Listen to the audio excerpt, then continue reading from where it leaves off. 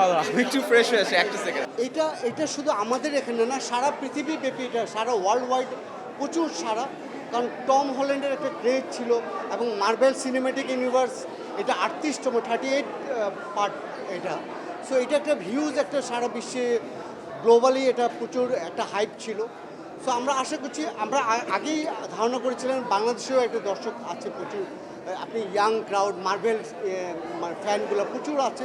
এর আগের পার্টটা আমরা চালিয়েছিলাম 2022-এ, তখন হিউজ ব্যবসা হয়েছে। তার আগে অ্যাভেঞ্জার মুভি আমরা চালিয়েছিলাম, প্রচুর দর্শক ছিল। তো আমাদের দর্শক রেডি ছিল, তো এখন ভালো কন্টেন্টটা দিতে পারলাম, সো দর্শক আবার ফিরে আসছে। সো একদম আমাদের 2-3 দিনে সোল্ড আউট হয়ে যাচ্ছে, খুব ভালো সাড়া পাচ্ছি। আমরা আশা করি 1-2 মাসও এই মুভি ভালো দর্শক সাড়া পাবো আশা করি।